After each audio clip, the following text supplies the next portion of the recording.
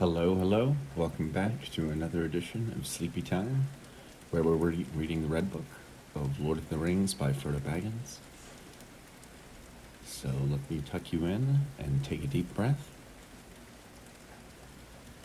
It was difficult to determine just how many days we had floated upon the gentle currents of the Anduin. As the sickle moon rose that first night, it appeared just as it had before we entered the land of the immortal elves, where time seemed to hardly move, if it moved at all.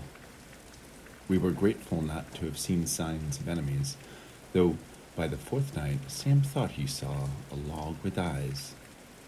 I thought he might have imagined it, but during my watch that night I saw it too. They were the same eyes I had seen since Moria. Aragorn relieved me from my watch and believed that our tracker was none other than Gollum. This troubled my heart, knowing that every time I had seen him, we were attacked by orcs soon after. We sailed along without haste, husbanding our strength against weariness we knew would soon come. By the 8th eve of our journey by water, the land changed. Instead of barren trees on hilly banks, great walls of stone sprang up to form a canyon. The water flowed more rapidly, and we struggled to check our boats.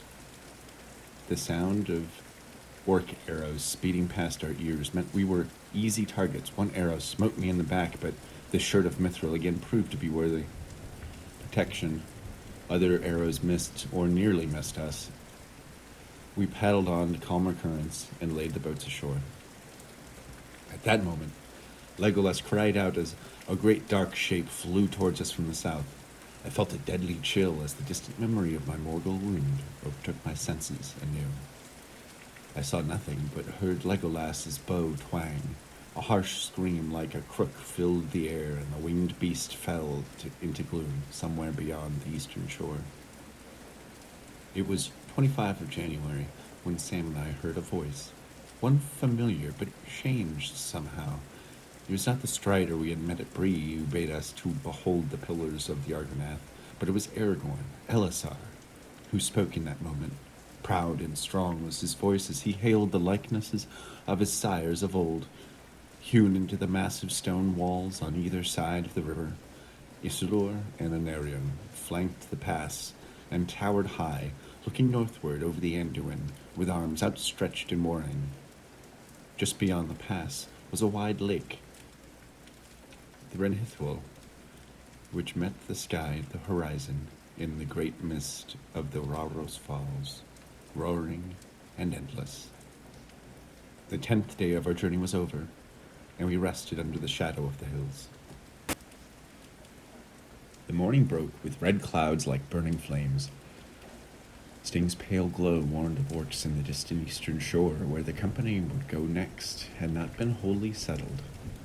But my path clearly led to Mordor. Boromir was determined to return to Minas Tirith.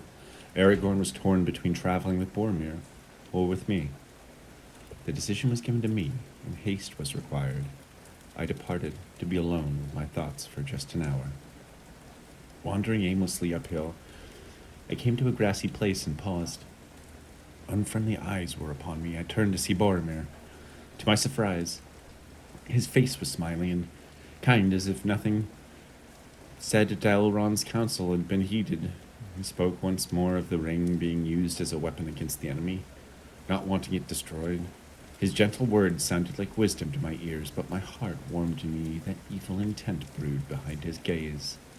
Soon, he strode up and down in a fit of senseless reason, of imagined victories as if it were not there. Although a great fear of him filled me, I was grateful to hear his words, for my mind was clearer because of it. As Boromir spoke, I thought of many occasions when I had tried to give the ring away. I had offered it to Gandalf, but he bade me not to tempt him. For the ring was wholly evil, and could not be used for good. With fear and wisdom he refused. I had offered the ring to Aragorn, for it was once an heirloom of Isildur, his kinsman. Aragorn was but the heir of Isildur, and not Isildur himself, and so he refused the ring, lest the bane of his sire were likewise his downfall of late. I had offered the ring to Galadriel, but her wisdom overcame her desire, and refused to take it, being a ring bearer herself. Alas, here I was in the presence of the most willing candidate to date, who would have easily relieved me of my burden, and yet Boromir's rage only justified a lack of trust in the strength of men to bear the thing and to deliver it to its proper end. He demanded the ring and came for me. I dodged him, for a halfling could be no match in battle against a warrior of Gondor. I put on the ring and fled unseen. I ran without looking back until I found myself upon a hill of Amonhen, the seat of seeing of the Numenor. A flood of dark visions appeared before my eyes, many times more full than any I had seen in Galadriel's mirror. Signs of war were everywhere. Orcs poured from the clefts of Isengard. Mirkwood was overrun with battles of elves, men, and fell beasts. Osgiliath was in ruin. The ships of the Harad sailed and steamed. The regions of the Haradrim and the Rohirrim were moving across the land. I saw the teeth of the Black Gates nestled among the mountains of the shadow. The valley of Gorgoroth lay beyond, where Mount Doom burned and belched a great reek. Then I saw the eye, and knew that I was aware of me. It searched for me, and I could not determine whether to obey it or to hide from it. The two wills wrestled within me in torment, and in the midst of it all, I somehow found the power to remove the evil ring. The shadow passed, and the sky was as clear and beautiful as it ever was. A great weariness was upon me, but my will was firm, and my heart was lighter. I could not willingly escort my dear friends into such perils, as I had just seen the ring had to be destroyed, and I had no choice but to take it to Mordor alone. The others would not understand, especially Sam. I'd depart in secret, or else I would never leave, if I were allowed to leave at all. I found the boats unattended, and guessed that I was being sought for. To my dismay, Sam saw my boat moving offshore, seemingly under its own power. He knew my mind better than I knew it myself. He was determined to go with me, and I nearly lost my friend to drowning before pulling him into the boat. He at once attempted to discourage my efforts. To tell the truth, as Sam protested and declared my plan to leave him behind cruel, hard, I was filled with a great warmth and gladness that touched me deeply. There was no escaping Sam, for he was closer than a brother, a most faithful and unfailing friend. It was plain that we were meant to go together. We set off for the eastern shore and hid the boat. Shouldering our packs, we sought for the path that would head us through the jagged hills of Imon and down into the lands of the shadow. Sam and I had no other source of direction except to travel in the general direction of where the sun last rose. Eastward we were headed, but the sun lay hidden by morning behind a canopy of shadow lit from beneath with flaming red. Of all the places we wanted to see on our journey, Mordor was clearly the least of all. Despite it all, Mordor was our goal. 3 days of difficult marching through forests and over hills found us at the jagged western edge of Imamul. Cold and mists surrounded us and made our going dreary, yet on the eastern horizons the fires of Mount Doom could clearly be seen just behind the mountains of shadow. Climbing down the eastern slope of Imamul was treacherous. Too often the slip of the foot would have sent one of us to our death up on razor-sharp teeth of stone. Sam remembered the elven rope given to us at Lothlorien and tied it firmly. I trusted Sam's skill with the rope and found my way down to a lower plane. Sam followed, but we were dismayed to have to leave the rope in place. With a simple tug, the knot came free and the rope floated downward, landing gently at Sam's feet. It was 29 February. Sam and I attempted to sleep that night, but our rest was disturbed. Some creature attacked us from a hovering cliff above. It was agile as a squirrel, yet large as a hobbit. It was altogether a disgusting thing to see, and a certain reek seemed to follow him. Its skin was bare and spoke of death, long denied, but its eyes, the eyes were large and piercing, the same eyes I had seen before. It was Gollum. He attacked Sam, but with the help of Sting, I subdued him. He wanted the ring, but once he saw my blade, which he had seen before, and bound by Sam's rope, his countenance changed to something less evil and pathetic. Sam wanted to kill him, but Gandalf's words haunted me. It was pity that stayed Bilbo's hand, pity and mercy, not to strike without need. Many that live deserve death, and some that die deserve life. Can you give that to them? Then be not too eager to death. Deal out death and judgment in the name of justice, fearing for your own safety. Now that I saw him, I did pity him, much to Sam's dislike. But I knew, from what Aragorn and Gandalf had told me, that Gollum had escaped or was freed from Mordor, meaning that he would know the road back there. We promised him that he would not be slain as long as he swore by the very ring he desired. He desired to lead us to our goal. Gollum was seemingly true to his word, and for a time, well behaved. He led us out of the jagged heights of the Immanmule down into the marshes below. It seemed to us to be impassable, but Gollum knew of a path of land firm enough to carry us through the mists. Orcs claimed always traveled around the marshes for miles and did not venture to cross it. Despite appearances of Gollum's cooperation, Sam's shrewd judgment had us sleeping in turn while the other kept watch on him. The land was a miry bog, vast and stagnant, from which rose the foul stench of death itself. Just beneath the surface of the murky waters, faces of men and elves long dead from battles of ages past could be seen. We dared not look, but only moved forward as fast as our feet would allow us. This does not mean that we went quickly, for I was lagging behind. The ring seemed to have become a great burden. Once again, although I could not fully speak to my mind, which had grown quite cloudy, I worried about Sam. He knew what effect the ring would have on me, and yet I knew very well that my countenance and acceptance of Gollum was slowly coming between us. Had we only to deal with the gentler Smeagol, the going might have been easier. After another long trek, we took cover to hide from the Nazgul who had abandoned their steeds and had now taken to wing. Although the ring had been out of his keep for 77 years, its influence and desire for it remained strong. Beyond mere desire, Gollum shunned the light of both the sun and moon and would only guide us under cover of total darkness.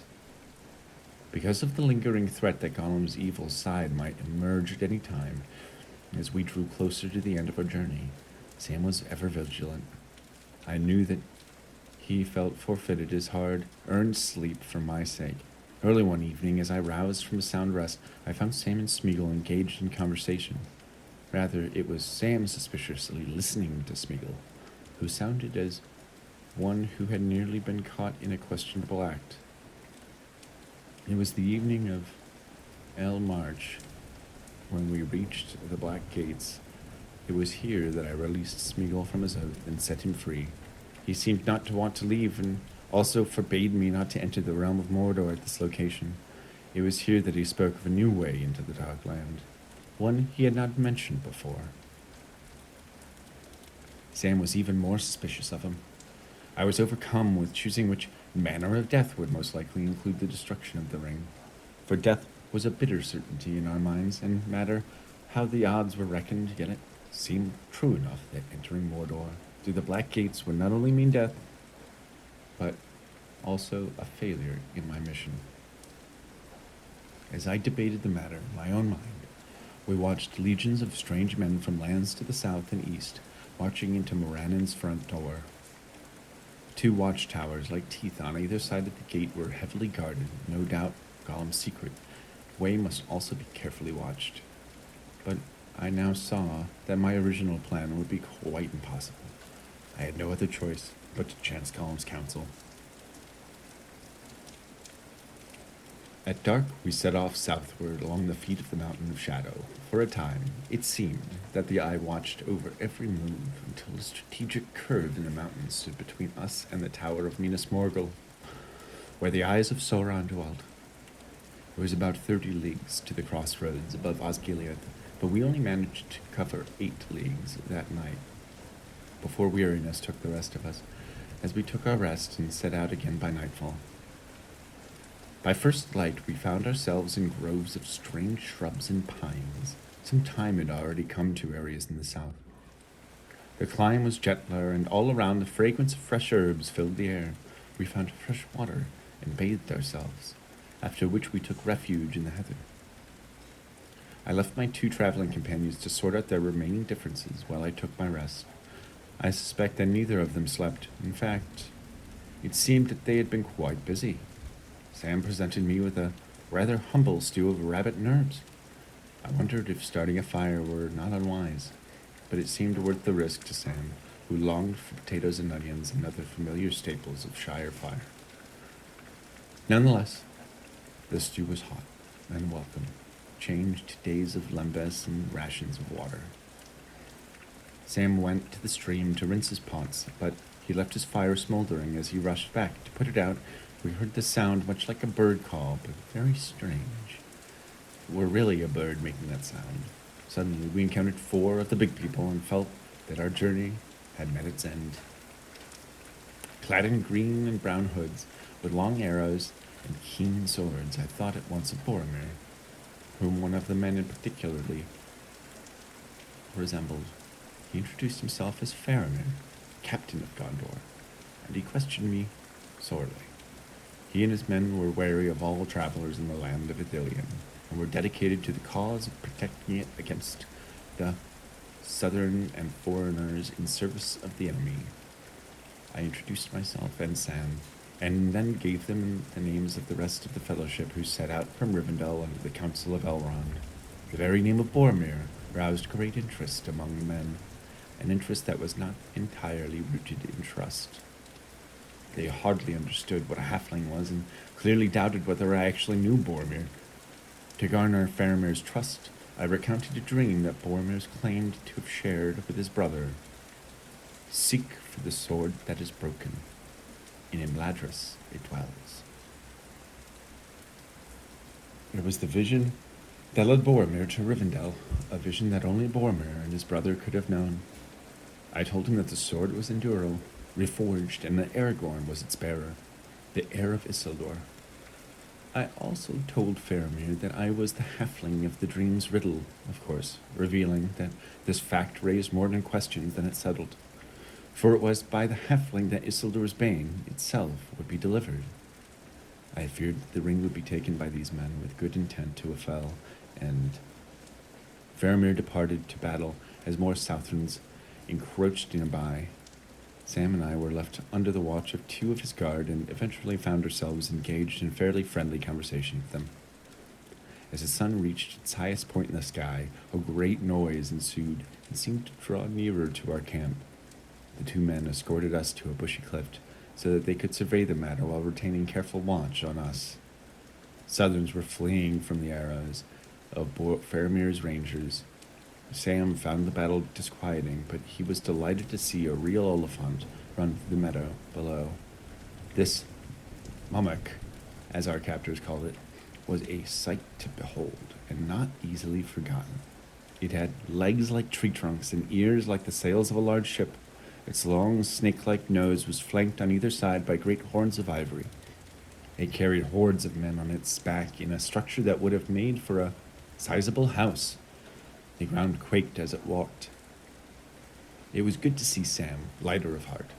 The journey had been hard on him, and even though I tried and failed to spare him from all the danger by leaving him behind, I was pleased that there were still some matters of fascination to take his mind away from the peril, even if only for a moment. Faramir returned soon afterwards, and it was clear that he had not been satisfied with my earlier responses to his queries. He was shrewd and sharp in his approach, and he guessed that if I were indeed the halfling mentioned in the dream, that I should therefore be the bearer of Isildur's bane. I was guilty by my silence, for I dare not reveal it, lest it be taken from me by force. Faramir also guessed that something unfavorable stood between Boromir's path and my own. I assured him that I was his friend, For my part, and then he said, the tidings of death have many wings. Night oft brings news to near kinsmen. In this solemn moment, I learned that Faramir was Boromir's brother. Through another vision, Faramir had seen Boromir's body laying as a corpse in a small boat, with his sword and shield, and a horn. Not long after he had seen this vision was the horn itself found on the banks of the Anduin, cloven in twain. I was grieved at the news that Boromir had fallen, but greater was my grief and Sam's to hear Faramir suggest that I may have been involved with such treachery as his brother's murderer. Faramir must have been wise enough to know that Boromir was too great a warrior for me to have overtaken him, yet I feared for the welfare of the others in the fellowship. Not knowing the fate of the steward's first son, the loss of Gandalf, still heavy in my heart, fueled cause for greater concerns. Sam and I were led away across many miles to a secret place with our eyes covered. Faramir spoke to me in private about matters too delicate to discuss openly. Faramir knew his brother well. It was no secret that Boromir had long dreamed of grandeur and the return of the king to the throne of Gondor. No doubt, Boromir had fancied himself as the first in a new royal bloodline. It was quite clear to my captor that his brother had coveted the ring, and he reasoned that any attempt to rob me of it would have driven me away. To my relief, Faramir vowed not to impede the will of Elrond's council, and would allow me to complete my quest. We were then escorted to the window of Sunset, or Kenneth Anduin. It was a large cave that lay hidden behind an immense waterfall. There Sam and I were allowed to wash, rest, and take a heartier meal than we had had in many days. Late that night, ere the dawn, Faramir awakened me and led me to a cliff by the falls, overlooking the forbidden pool. Below there, diving for fish, was Gollum. By a decree of the White City, his life was forfeit. All who trespassed would die. I petitioned for Gollum's life, explaining that he was our guide into Mordor and our only hope. After some debate, Faramir conceded to spare him. For my sake, as long as I would answer for him, yet I was warned and discouraged against taking Gollum's secret passage, for it was known that a nameless sphere dwelt in Cirith Ungol. So it was called. Faramir set us free, with his blessing, although he reckoned hope against hope that our paths should ever meet again.